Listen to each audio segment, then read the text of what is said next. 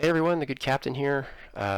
Welcome to the first video in an altogether different series of videos that I intend to do for at least one of my Axis and Allies 1914 games. And the intent behind this is to sort of show you what's going on behind the curtain. If you like what you see on my channel and you're interested in how it's done, or at least how I think and how my rationale when I'm making the moves that I make, if you're interested in that, maybe this is interesting.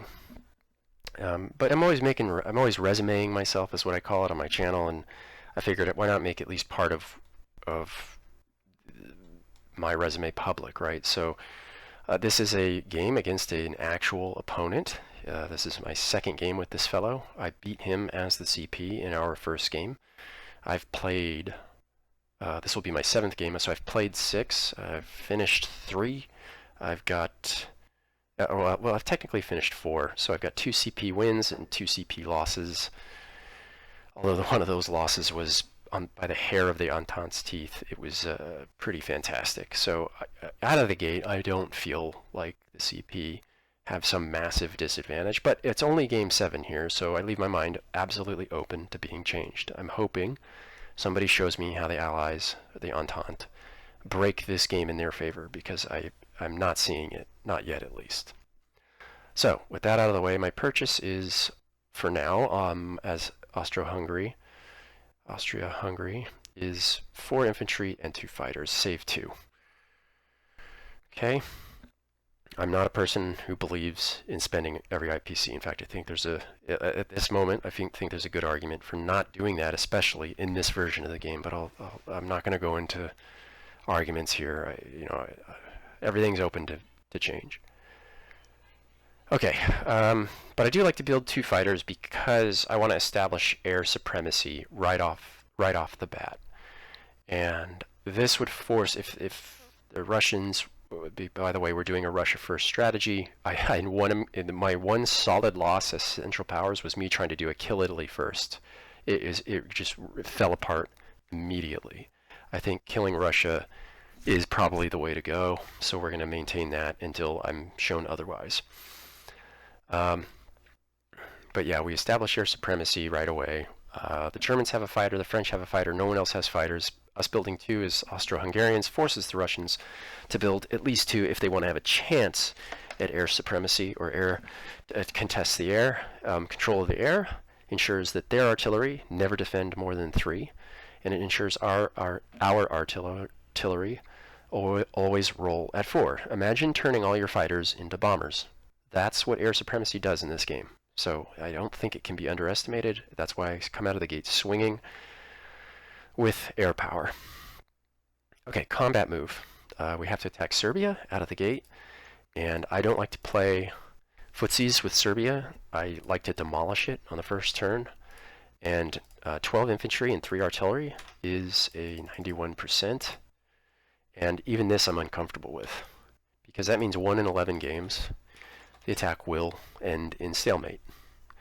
So for the first time, I'm going to fidget with improving the odds here and improving the attack on Russia at the sacrifice of perhaps the sacrifice would be against weakening this assault into Italy. So normally I would do just that. I would assault into Italy, right? With 12.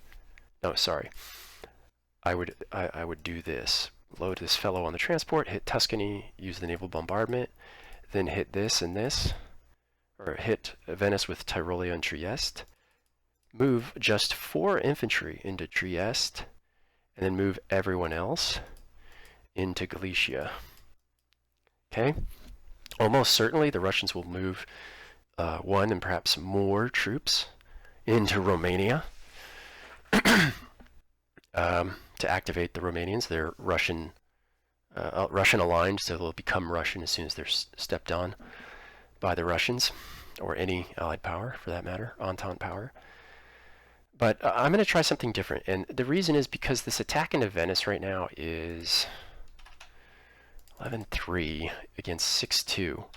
I just had this blow up in my face in a previous game, and what happened was that I shot under 2, right? The Austro-Hungarians, I forget what the total kill is. Let's see. Average attacker units left is supposed to be 10. So we should lose 4, but they should lose 5 or 6. So it should, but you can see how thin the margin is, right? If we're losing 4 and they're losing 5 or 6, what's the, that's the difference of 1.5. So if they roll up by 1 and you roll down by 1, then you're in a pretty crummy position.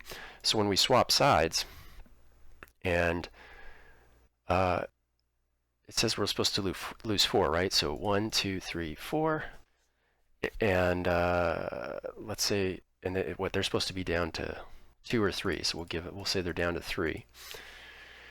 But now let's say we rolled down 1 and they rolled up 1, right? And now let's say they use the army in Piedmont moves in on their turn. So 1, 2, 3, 4, 5, 6, and 2 artillery. you can guess what's going to happen. Now the average defender units left is going to be 3. So we'll be stripped down to our artillery, and we'll have to lose 1 because you can always have to have an infantry. So we'd be down to an infantry and 2 artillery. So this is a bad attack. It's a bad attack because of the potential for the Italian counterattack. Like it has to go too well. So I'm starting to shy away from hitting Venice at all, and instead focusing on the main objective, which is kill Russia. Kill Russia. The close second for Austria Hungary that I have for me right now is crush these these Allied aligned or Entente aligned miners that are next to us and joining up with the Ottomans, right? The weakest, the sick man of Europe, the weakest of the 3 CPs, or the 3 Central Powers. And so this game I'm going to toy with. Not only I'm going to ignore the attack on Venice, and I've already done the calculations on this. I'm going to bring all my artillery into Trieste, right? And now look at this. If the Italians decide to attack Tyrolia with their 6 infantry and 2 artillery, and we've got 6 infantry on defense, it's an even-Steven fight. So, I guess a true Entente player would think he can make that swap. So, you know what? I'll improve it to 7. This guy I'm playing, this is game 2. He might. Yeah, I think I'll throw 1 fellow in there, 7. Okay. Now, I can throw another artillery in here. Yeah, that's what I can do. So, because there was 1 other artillery in Trieste, so both Trieste artilleries move in there, and now instead of 1 of 11 games, this failing with 4 artillery and 12 infantry, knocking out these 4 pieces moves from a 91% to, I'm hoping 94, 95. Yes, that's much, much, much better. Even though it only moves a few percentage points, might be going too far into it, but when you're pushing the percentages on the tails of the bell curve, that's basically between 1 and 10% and 90 to 95, you're having the most effect in terms of the outcome. So just moving it 4%, it goes from 1 in 11 games to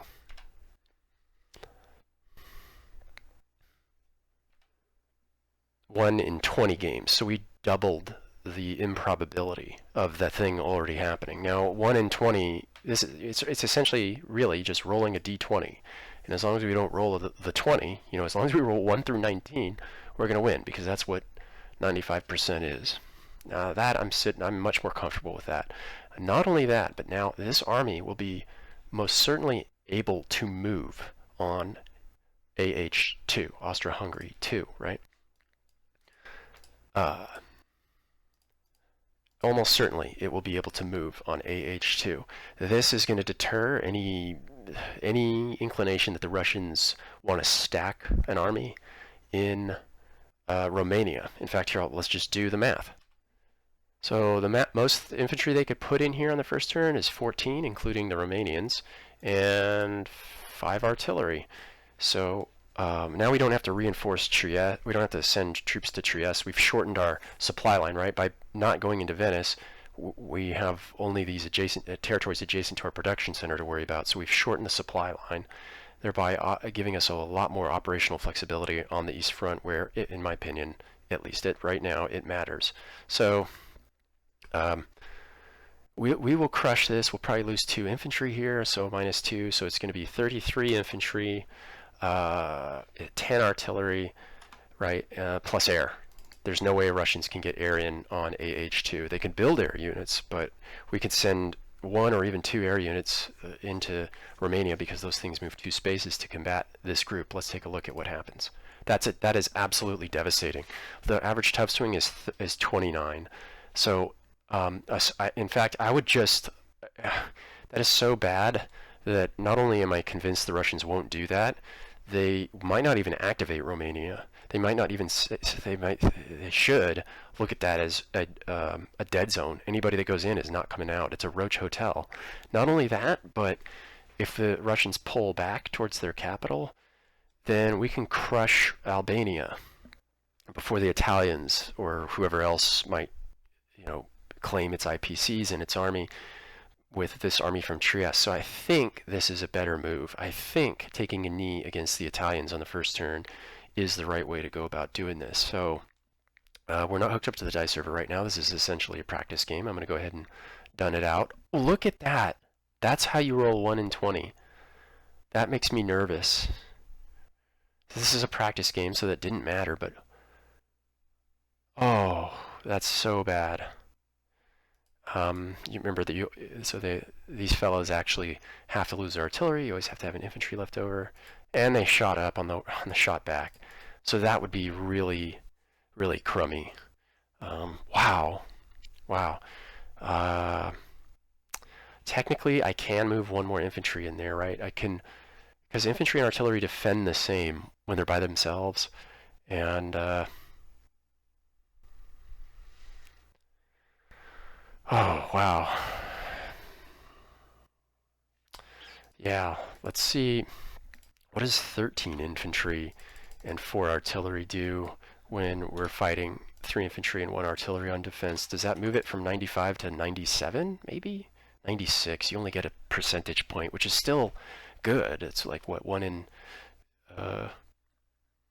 25 games, right? Man, rolling a D25, essentially, on that outcome happening. I can't believe that happened. That's such awful luck. That's such a rare occurrence. That is something you can complain about if you're in an active game. Fortunately, it wasn't active. Well, let me see what my purchases look like, since I'm essentially leaning on my purchases. Let's see. Austria Hungary non-combat. Yeah, there's no non-combat move. That's just the in 1914, there's no non-combat move. You do all the you do all the moves in the movement phase, combat or otherwise. Then you do combat, and then you place your units, and it's over. So this setup now might be an argument. This might be an argument to. So see, we would have 30 if we would win. Which 30s, I like 30. This is why I like 30, because everything is divisible by 3. When you're on the, can't pull up the purchase palette right now. Oh yeah, I can. When you notice how everything is divisible by 3, so only the artillery is an even number. That means you have to buy artilleries or you have to save monies. And as you can see, if I had captured Serbia, I would have an even 30. That means I'd have a very flexible purchase palette for the next turn. I think artillery is overrated. It's an offensive unit only. You need infantry. You need a good base of artillery, I feel like, at this point in time, but you need armor and infantry. I know armor doesn't come in until later, but that's how you, how I feel right now. That's the best way to maximize this. But okay, so let's assume the Italians and the Russians take advantage of this crummy situation. This army is essentially locked up. It can leave, but it can't go into a combat zone. So yeah, no, it's okay. You know why it's okay? Because I think I'm going to hold it. Because if the Italians hit Trieste, or even if they hit Tyrolia, No. Let's talk about Trieste. If this outcome happens in Serbia and we're frozen here like this, or in air quotes frozen here, and let's say that the Italians hit Trieste, well, they just shot themselves in the foot big time, because you can move. You cannot start a fresh combat when you're already in it, right? So this is a contested zone. Legally, this army right now in Serbia can only move to a friendly zone or a contested zone. So unless the Italians took every piece out in Trieste, which is not going to happen, statistically improbable, it's very highly improbable, we could bring this failed Serbian army, or part of it, over to Trieste. That you can do. So I don't. That basically precludes the attack, which means I'm incentivized to add in that extra infantry and move it to 96%. Does this weaken my, a potential turn 2 attack against Italy? Yes, but I expect Italy to stack up here in Venice on its turn. I expect him to put all 12 infantry plus 4. Oh, you know what I didn't do? I always do is my cross-channel, cross-ocean invasion of Tuscany. I like to use the battleship's ability to bombard when there's no artillery. He can't shoot back. So in my live game, you'll see this, but yeah, we're already at 7 pieces, so we're just going to have to bite the bullet and take that 95% and run with it. Yeah, so I expect the Italian player to stack up 12 infantry and 4 artillery here, and then we can draw off of units out of Serbia to fill up Trieste. We can use reinforcements from here if we need to. But I'm actually okay with even letting them have Tyrolia, just leaving 1 infantry as a blocker and building up in Trieste. But we got to kill Russia. Kill Russia quick. Get this down to a 1-front war ASAP, and it can be done, and it will be done. And I don't think there's very much the Russian player can do about that. At least that's how I feel right now. So, yeah, let's take our turn. I think we're ready. Okay, this is the active game. You can tell because in the bottom right-hand corner, the dice server is on. So let's build 2 fighters, 4 infantry. Done. Austria Hungary combat move. So that army comes here. Both artillery come here. I'm going to load 1 on the boat. Move him to Tuscany. And for the interested parties, let's go through the stats on that, just for myself too. We have 1 battleship bombarding, and we have 1 infantry assaulting against 1 infantry. Amphibious modifiers apply. When we calculate this, that is higher than I thought. No, that's right. So there's a 39% chance that my infantry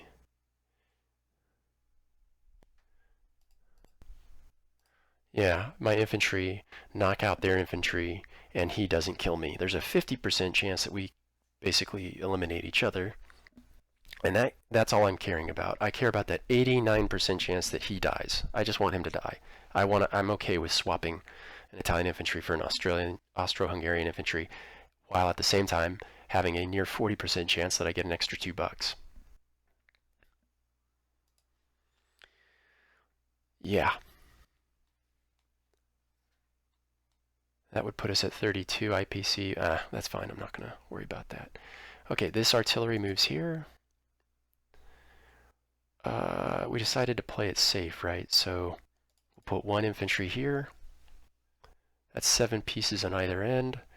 Let me just double check and make sure if the Italians in Venice decide to come out of their little hole and hit us in Trieste. I want to make sure we have at least 3 units left in. Yes, it looks like we'll have 3 and more likely 4 units. Yes, 3, and most of the time we'll have a 4th. So if he did do that and we were down to an infantry and 2 artillery here, we'd be able to hit back with Serbia, Tyrolia, the purchased units here.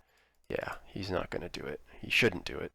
If he does do it, that's great for us. We can attrit him. Yeah, he'll move here. 7 and 7. Yep, we're just posting. Okay. Yep, that's it. So let's go to the done phase. Conduct naval bombardment. Yes. So Tuscany, 89% chance this works out, and he picked us up. So that's all right. We swap, and then battle in Serbia. Yeah, we get them, and they hit par. So that went. That was that was a right down the middle of the line turn. That was exactly what cannon should have happened. So let's review this position. We've turned Romania into a complete dead zone. We've basically done the same to Albania. This is what I consider the secondary objective of Austria Hungary in the first two turns is secure your center, secure the home front, because you're kind of in this weird position where there's these minor aligned Entente countries that need to just be killed off. Serbia is a mandatory attack anyway. Also, it's kill Russia first. That's how I'm responding in this game for right now. Kill Russia first. So there's no non-combat. 1914, just they couldn't program it right. All the units have to go into Vienna. Yep, that's it. And yeah, we have 30. So let's view the turn summary.